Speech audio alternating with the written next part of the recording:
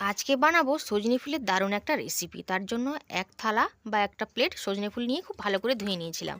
আর এখানে কিছু সরু সরু করে আলু কেটে নিয়েছি। কড়াইতে তেল বসিয়ে দিয়েছি, তেলটা গরম হয়ে গেলে দিয়ে দিলাম 5 ফোড়ন। আর দিয়ে দিচ্ছি আলুগুলোকে খুব ভালো করে কিন্তু লাল লাল করে ভেজে নেব। আর এই রেসিপিটাতে কোনো রকম জলের ব্যবহার হবে না। কিছু পরিমাণ মটরশুঁটিকে আগে থেকে সেদ্ধ করে রেখেছিলাম, আর সেই মটরশুঁটিটাকে আলুর উপর দিয়ে খুব ভালো করে ভেজে নেব, কারণ মটরশুঁটি কিন্তু একটু ভাজতে সময় লাগে, সেদ্ধ হতে সময় লাগে। আর দিয়ে দিলাম হলুদ গুঁড়ো, দিয়ে দেবো লঙ্কার গুঁড়ো, দিয়ে খুব ভালো করে নাড়াচাড়া করে নিই। নুনটা কিন্তু এখন দেবো না, নুনটা কিন্তু শেষে দেবো। এবার সজনে ফুলগুলোকে সবগুলোকে দিয়ে দিলাম। খুব ভালো করে কিন্তু এবার ভাজা ভাজা করে নেব। সজনে ফুলটা বেশ কিছুক্ষণ সময় ধরে ভেজে নিয়েছিলাম। দিয়ে দিলাম কুচনো লঙ্কা, এ দেখতে ভালো লাগবে। লঙ্কাটা দিয়ে খুব ভালো করে নাড়াচাড়া করে নিলাম। এবার দিয়ে দিলাম স্বাদ মতন লবণ, আর দিয়ে দিচ্ছি এই চামচের 1.5 চামচ পোস্তটা কিন্তু দিতেই হবে। সব কিছুকে একসঙ্গে দিয়ে খুব ভালো করে ভাজা ভাজা করে নামিয়ে গরম ভাতের সঙ্গে সজনে ফুলের এরকম রেসিপিটা খেতে কিন্তু বেশ ভালো লাগে। আপনারাও কিন্তু খেয়ে দেখবেন।